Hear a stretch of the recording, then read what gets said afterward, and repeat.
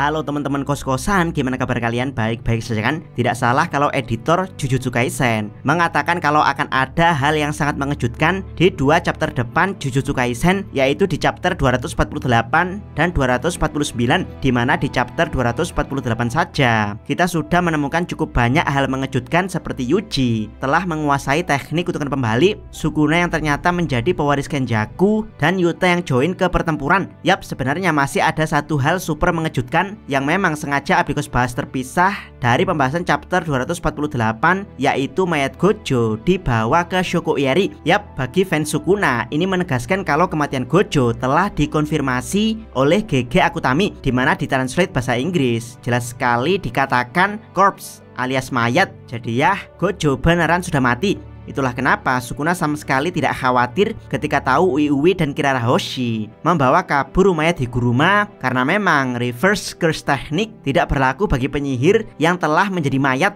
Yap, itu semua kalau menurut fans Sukuna ya. Lain halnya dengan fans Gojo, hilangnya mayat Gojo dan dibawanya mayat Higuruma ke Shokoieri justru menjadi potensi besar untuk kebangkitan Gojo. Yap, di video kali ini Abdikos akan menjelaskan beberapa teori kebangkitan Gojo yang mayatnya kemungkinan dibawa ke Shokoieri. Fans Gojo dan fans Sukuna, siapkan mentalnya. Yuk langsung aja kita check out, check it bro. Pertama, penyembuhan masih bisa dilakukan di detik terakhir. Kesalahan terbesar Sukuna adalah dia tidak menghancurkan mayat Gojo. Mungkin itu semua juga pengaruh Kashimo yang datang cepat sesaat setelah Sukuna memotong tubuh Gojo. Jadi Sukuna tidak sempat menghancurkan tubuh Gojo, plus karena Sukuna sudah tidak punya energi kutukan yang tersisa setelah melakukan tebasan pembela dunia. Itulah kenapa dia selalu menggunakan Kamutoke saat melawan Kashimo sebelum bereinkarnasi ke wujud empat lengan. Andaikan Uraume memberikan Kamutoke sesaat setelah Sukuna menebas tubuh Gojo, mungkin ada kesempatan Sukuna menghancurkan mayat Gojo. Tapi ya, itu tidak terjadi, sehingga mayat Gojo bisa segera dibawa pergi Uiui ke tempat Shokoieri. Kemungkinan saat Sukuna sedang fokus melawan Kashimo. Yap, buat yang tidak tahu, ada jeda waktu 17 detik sampai 1 menit untuk manusia hidup setelah dipenggal kepalanya. Contoh kasus di anime adalah Eren Yeager, dimana dia tetap bisa masuk path meski telah dipenggal kepalanya oleh Gabi. Itu karena ada waktu 17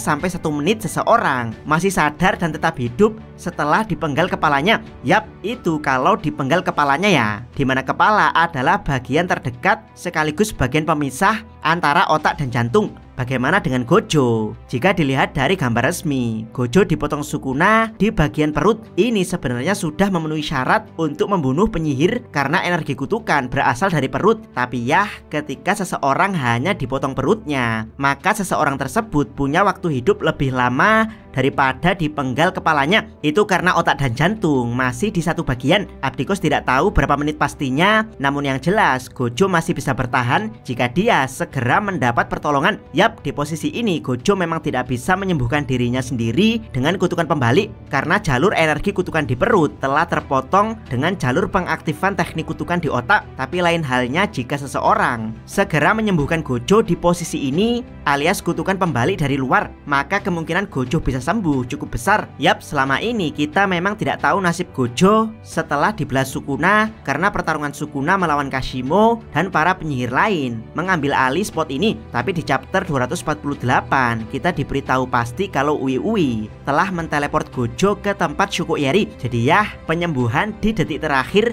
adalah kunci untuk menyelamatkan Gojo. Kasus ini pernah terjadi saat Yuta menyembuhkan Yuji sesaat setelah jantungnya berhenti, sehingga sumpah pengikat Yuta dengan para petinggi terlepas.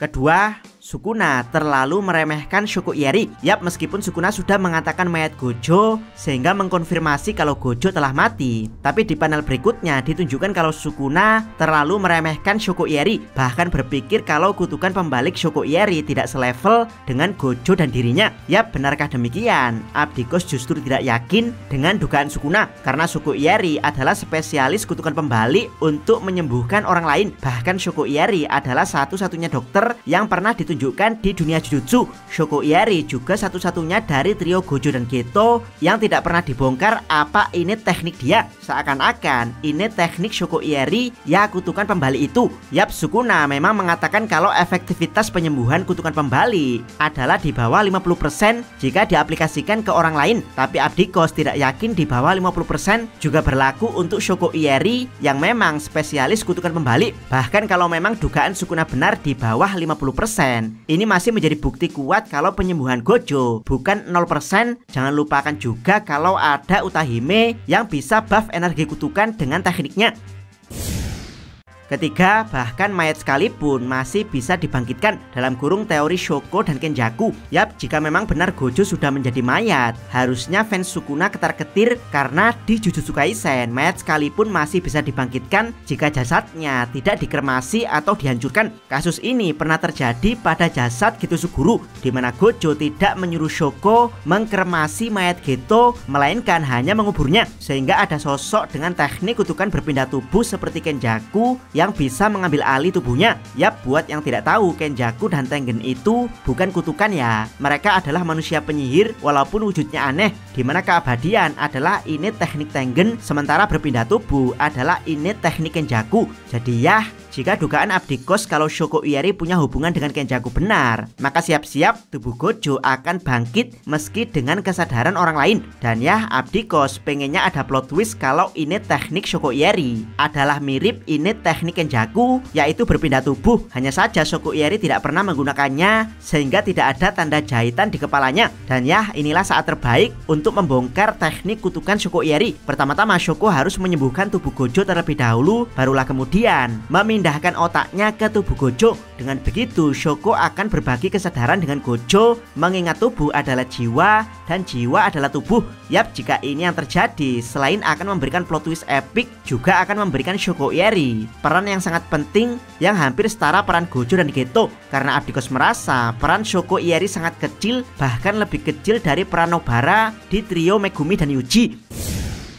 Teori keempat, memanggil Gojo dari alam akhirat dengan teknik sense. Di dialog bandara jelas sekali kalau Gojo menyesal telah bertarung sendirian melawan Sukuna, bukan mengeroyoknya bersama penyihir lain. Jadi jika diberikan kesempatan hidup kembali, kemungkinan Gojo akan melakukan hal ini, yaitu melawan Sukuna bersama para penyihir lainnya. Yap, kesempatan Gojo untuk kembali sebenarnya ada di sini, yaitu menjadi roh kutukan atau dipanggil kembali dari akhirat dengan teknik sense, dimana saat ini pengguna teknik sense yang tersisa hanya tinggal Takuma Ino, dan dia terlihat sedang melawan Sukuna. Selain itu, Ino juga tidak terlihat punya kemampuan sense memanggil informasi jiwa layaknya Ogami. Jadi ya, membangkitkan Gojo dengan teknik sense kemungkinannya agak kecil, bahkan lebih kecil dari teori menyembuhkan Gojo di detik-detik terakhir.